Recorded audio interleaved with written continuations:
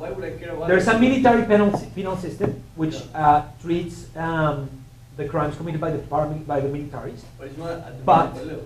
no. But these kind of crimes, because they are sufficiently serious crimes, have to be transferred to the ordinary justice system. So if they are not transferred to the ordinary justice system, then the military is dealing with them themselves, and there is typically more impunity within the military than in the ordinary justice system. So that's a whole issue in Colombia. And I'm going to show you that an important thing here is whether locally the judicial system was able to respond, look at the case, and take the case, and not let it be handled by the military system. So in that sense, local institutions were important. Local judicial, ordinary of the ordinary judicial system. You have another. Yeah, I was going to ask that question. One thing that occurred to me is that it seems like a lot of the discovery of corruption is driven by media institutions, and I wonder if the interesting variation is in the presence of local media organizations. Yeah, it could be, and there are many places where probably we didn't know about this happening because there's no one there. But I'm going to show you the source of our data, and I'm going to argue that I don't think we have systematic biases in terms of where we are learning from this or not. But local media did play a role. I thought your point was different. I thought your point wasn't about measurement, it was about the strength of the institutions. I see. We're using this as a measure of how easy and okay, yeah, that would be great. That would be great. Instead of looking at it's easier to falsify in a place where there is no media because there's no transparency. That would be great, but we don't have very good measures of media penetration at the local level in Colombia. Not even local radio? Is it radio that? We have some with radio. Although I think here the most important are the journalists from local newspapers. But we have some data for radio, and maybe we could exploit that, and we think we haven't. That's a good point. We haven't used, I think it's more important the local journalists from newspapers, but we don't have any good data for local penetration of newspapers in Colombia. We have nothing similar to the Audit Bureau of Circulation in the US, which allows you to look at this at the zip code level. No, the industry used to have some circulation figures, but they lied all the time so that they could get more advertisement. And when everyone knew that everyone was lying, they decided, okay, so let's do a survey. So now they do a survey in the main cities, which is 90% of the market, which is what advertisers care about. But of course, for economists running regressions, it really sucks. So, do you have a good literacy level? Huh? Do you have local literacy level? Yeah, we do have that. Because you're not going to sell newspapers to people who are predominantly illiterate. Lots of pictures. Yeah, there's this paper by Yeah. Fergusson, yeah. Yeah, the one out Brazil. Yeah. This is not true. Okay, so my No, it could be. Your point about radio, I mean, I think that local, because this implies a guy who goes and does that and writes an investigation and so on, but it could be a local radio plays a role, and that I think we can measure some of it. It's not great data, but we have some. So the point of radio is well taken, and we should look at it. Okay, I'm but just, I have an yeah. unrelated point, which, before I forget, is, can it be the kernels are just enough? I mean, because, Right. so these used to be They have a much harder time disciplining their guys, Yeah. right? Yeah, that could be.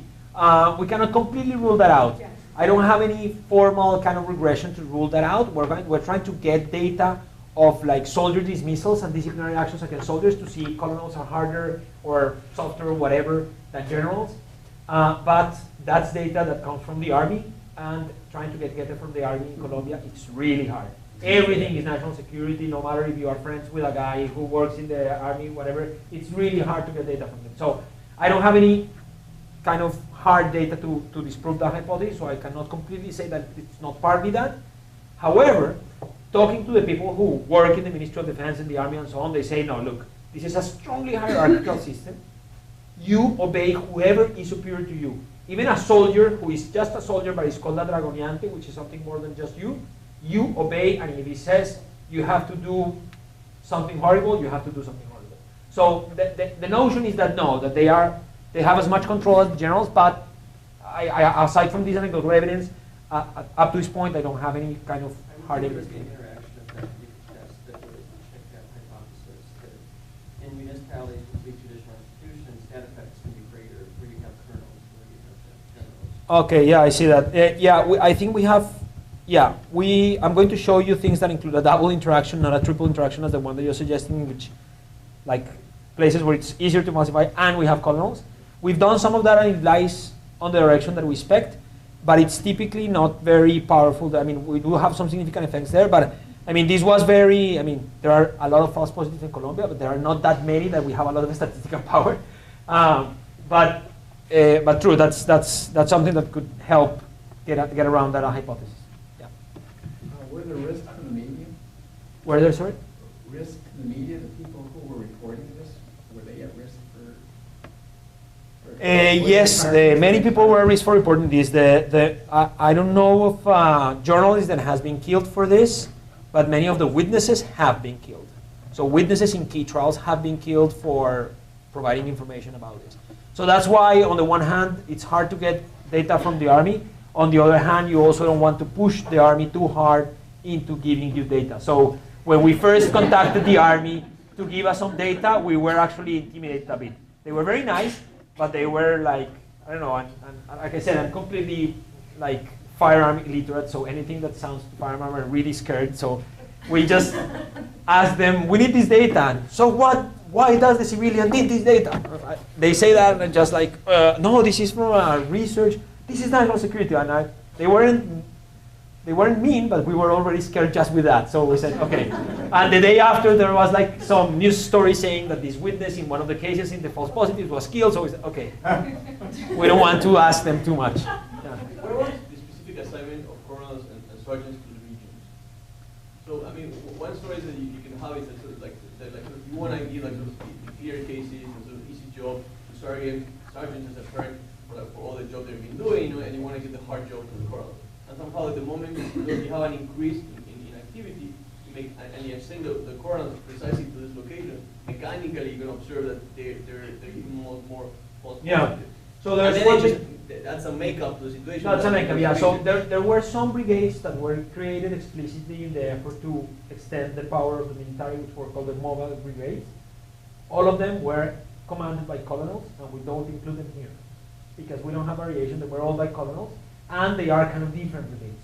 We are looking at the brigades which have been led by colonels or generals. So in a sense, but do you know anything about this, any correlation between the assignment and the existing pre-level of violence or expected? no, but we're not going to see in the specification that we're going to control for the existing pre-levels of violence. I'm going to, in the end, look at an interaction term of the introduction of incentives, and we will have colonels or generals. Could we ask, could I ask on behalf of Lasis that we leave Leopoldo to finish? Because IPC is only to the 19th out of 65. Okay. This is not lunchtime and dinner lecture.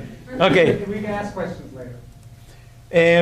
So we're going to test this, but before we test it with systematic data, let me tell you some anecdotal evidence that tells us that this is kind of a plausible story. So first of all, there is institutional weakness and easiness to falsify in Colombia. There are a bunch of institutions in Colombia, the Office of the Attorney General, which is the Fiscalía, the judges, which is the ones who collect all the evidence that the Fiscalía provides and tries to make a case. The Inspector General, which is the one who is in charge of disciplinary actions, actions against public servants, and that includes the military. And the Ombudsman, which is collects complaints from the citizens. These are all instances which at the local level have presence, but if one of several of these branches, and they do exhibit that, is corrupt or inefficient at the local level, you are more likely to think that you can get away with a killing. So just to give you some numbers on that, out of the 1,000 plus killings that the Fiscalía has been assigned, by 2009, only 16 were resulted in convictions. So it's really slow and efficient. Now, if you look at the testimony from witnesses from these cases, the importance of local institutions also pops out. So, for example, this is the case against Colonel Mejia, which is a guy who struck a deal with paramilitaries who would kill so-called guerrilla members, give them to Mejia, and Mejia would exhibit them as guerrillas killed in combat. So one thing, he was looking for promotions and glory. He's saying he was just not doing it for the money because the paramilitaries were giving him some money for this. He was also doing it for the glory. And las bajas, the killings, are the glory. And he actually was promoted to general. And after 19 false guerrilla members were killed, the witness says, well, that was presented as a great positive, as a great positive outcome, and he had no trouble in doing that because he had the help of the local director of the Attorney General office. So the local institutions were actually key in making this easy or not. And there's another testimony here, but let me just skip that because I want to move on to tell you the basic result. Now, how about the importance of rewards? This is a rare look into what happened inside the government by WikiLeaks. So we have to thank WikiLeaks for this. This is a cable from Ambassador, I can't remember which was the ambassador at the time in Colombia. No, but the U.S. ambassador. The U.S. ambassador sending this to a report to the U.S. government, saying that they talked to the Inspector General Suarez. Inspector General Suarez was the guy inside the army who was in charge of looking what went wrong, why did we produce all these false positives. And Suarez is saying, look, this started, this is widespread. This started, this guy Montoya, which is quoted here, is the guy who wanted to see liters of blood. And he said this was a bunch of things that had to do with the insistence of body counts as a measure of success. And here he's saying, despite some instructions of the Minister of Defense to the contrary. And also he's saying when this was, the first measures were taken to try to control this, there was some resistance on higher rank army officers who still thought that it was very important to say to the troops and to the colonels and so on that the measure of success is you have to kill a lot of guerrilla members. So they were really judging people by that, and the army members probably expected that if they did well here, they would get promoted, vacations, rewards, and so on. But now let's move to some more systematic evidence on these two predictions. So let me tell you a bit about the data. Of course, this is something that is not simple to measure. Our data source is CNEP, which is an NGO connected to the Company of Jesus. So these are priests. And that's good for us because in Colombia, in every municipality, you may be lacking some institution, but something that you are not lacking is a church. So they are present everywhere, and they basically collect information from a variety of sources. Local media, their own information from the judges, talking to us, Victims Association in the local areas. So of course, there may be underreporting, but if you're ever going to have a relatively coherent and complete information, is probably from these guys. As I said, they combine information based on a lot of sources. And one thing that is probably positive for us is that the fact that they combine this information and try to verify implies that we don't have the obvious bias that the official counts have, which is that they tend to underreport either because they want to hide the problem partly or because of geographic biases. There are places where just the state institutions are not so present. It also doesn't have the other kind of bias which can come from victims associations, in which perhaps there was a guerrilla member in the family and they're just saying that he was a good boy, but actually he wasn't a good boy, he was a member of the guerrilla. Yeah, good boy is a politically charged term in Colombia because that's the way President Uribe used to refer to some of his associates who ended up being related to paramilitary. So I should probably not say good boy. I say good boy and I immediately think of a mean guy. So, okay. So our data set includes every episode of arbitrary execution and unlawful detentions of the rebels compiled by CNEP. And from every case, we know the date and the place of recruitment and of execution of the victim, whether the victim was presented as a member of the guerrilla, the paramilitaries, or an unknown rebel group, whether the alleged perpetrators are from the Army, Police, or Navy, and whether there is or not an ongoing investigation connected with the crime. Now, most of the cases, the alleged, they were presented as alleged guerrilla members. 74% of the cases where these civilians were presented as guerrilla members, 3% as paramilitaries, and 21% as other or unknown. If you look at who were the perpetrators, it's mostly the Army, and actually we're going to focus in these publications on the Army. Mostly the Army, less the police, and the other, which is basically the Navy and the Armed Forces, 3%. So I think I already talked about the potential biases. Let me just add with here that actually if anything, we have a quite conservative measure, so we don't think we're actually including false positives in our in our data set because we are including cases that involve 1,500 victims. The journalistic accounts and victim association accounts quote as many as 3,000 victims. Now, we have to measure judicial efficiency. So how do we do that? Do we do this? The first line is the way I would like to explain this, although Daron doesn't like this way to explain it, but he's not here, so I can do it. Which is, we want to measure how efficient the judicial system is at the local level. So what do? We look at the total cases that the judicial system in a municipality was able to close relative to the total cases that they received. That's just efficiency.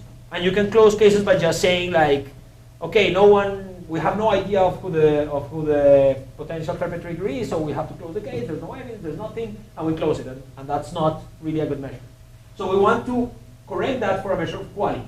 And quality is the difference between the total cases that were resolved and the unresolved cases. What are unresolved cases? Are the cases where terms expire, there is absolutely no evidence, the thing is sent to another court and they don't do anything about it and things like that. And the product of that is a measure of quality adjusted efficiency of the local judiciary. Okay? And if you want to look at a justice ratio, then it's justice ratio. Okay? Clarification question. What's the difference between closed and resolved? So closed is that it's no longer under your jurisdiction. You just decided that this case is over, but you didn't necessarily found a person who was guilty or established that the person who was accused was definitely not guilty. You just basically said, oh, terms expired, for example. And I have the full list, sorry, but there are several ways in which the judges can just kind of say, this is it, but they don't do anything really of substance about it. So that's what we try to do, to code the things that are of substance and the things that are just like not dealing with the problem. Okay, one thing that is not ideal, but that's the only thing that we can do, is that this is measured from 2008 to 2010. Because before then, we simply have no data. There was an implementation of a new judicial system. In Colombia, systematic data is only available from this years on. So you could say, okay, but that's after the false positives. You would like to measure this at the start. Yes, we would like to, but there's absolutely no data for that. And in our defense, local institutions don't change overnight. We expect places to be weak in terms of local judicial institutions in 2008 to be strongly correlated to places which are weak in terms of local institutions at the beginning of the period. Now, how about identifying army ranks? I told you already that it's really scary or it's really difficult or both to get data from the army. So what do? We were unable to obtain the data from them. So we managed to partially reconstruct the organizational structure of the army by doing the following. The current division, which is the number, positioning, jurisdiction, and commanders of division, battalions, and brigades, brigades is the level that we look at, is available from the army website.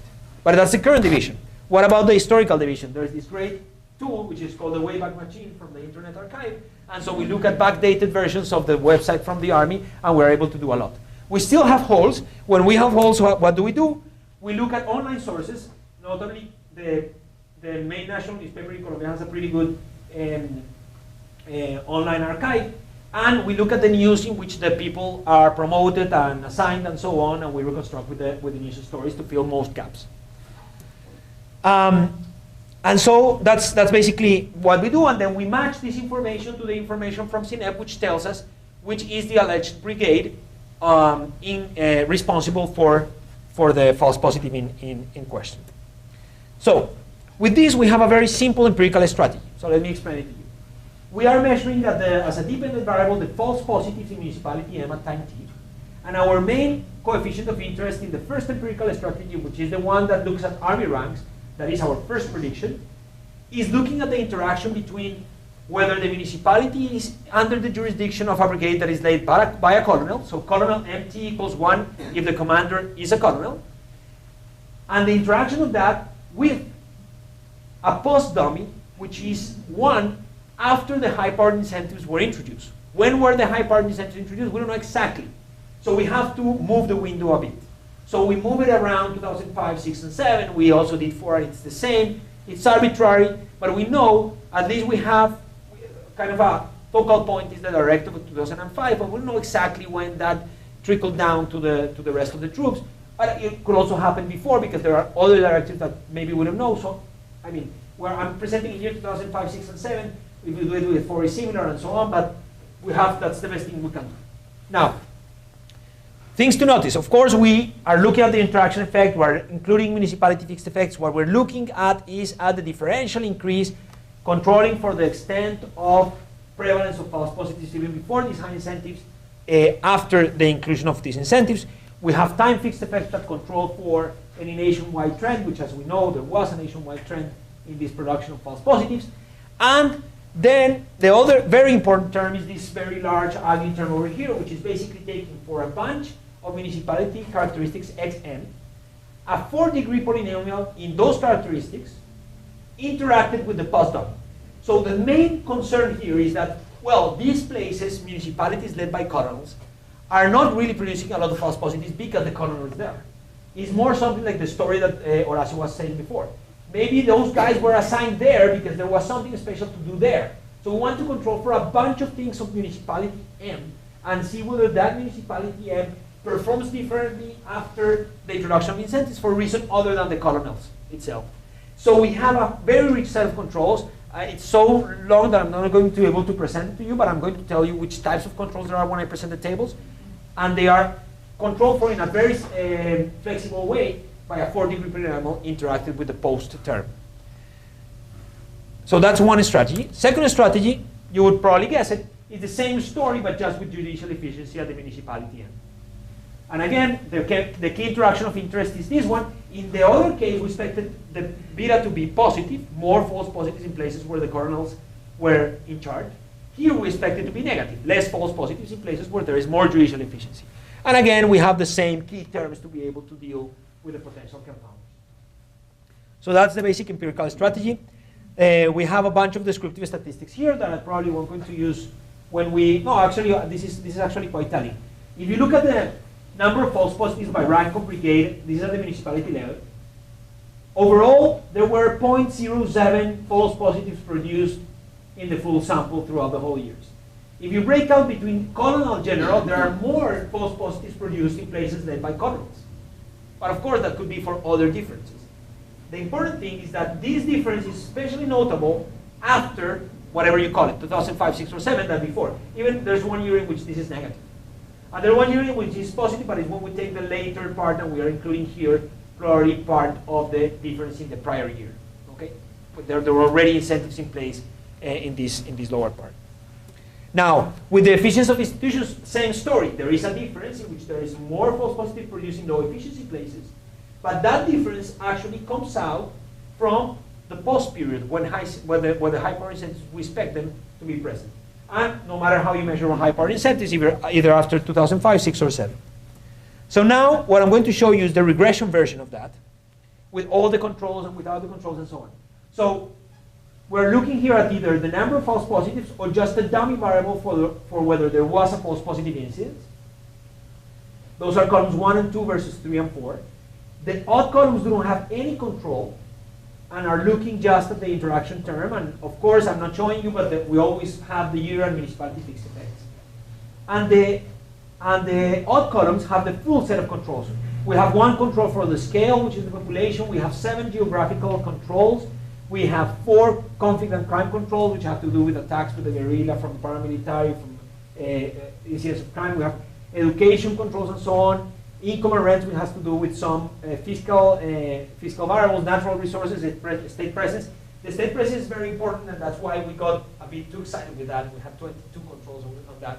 That's because in the case of the institutional regressions in particular, you want to make sure that this is something that has to do with the fact that you think that you can get away with a murder there, and not with a general thing that has to do with the order and in the municipality. So even controlling for a very rich set of state presence controls, the judicial characteristics matter. Yeah. I thought you had 3 periods, right? Pre, post, and then post after the scandal came out and they changed the rules. Yeah, that's a good point. We haven't exploited that too much, just because we have so yeah, what Horacio is referring to, I don't know if everyone is following, is basically that there was this removal of incentives, right? In late 2008. We only have actually 1 year, which is 2009. I forgot to say that our data gets to 2010 and to the early part of 2010. This is yearly, so we don't actually include more of the regression 2010. The post period. So we could do that, the post period, that is when the remote is incentives. Now, it's the mirror. The thing is that false positives fell to practically zero everywhere. So it's the mirror effect, it's the mirror image of the increase. Okay, so I could do that, but it's actually cheating as if I had two sources of variation. I have just really only one. What we could do, and probably it's better, is just to drop the post year because there's no action there. And actually that's being here pulled with the post period. So that's probably actually underestimating our effect.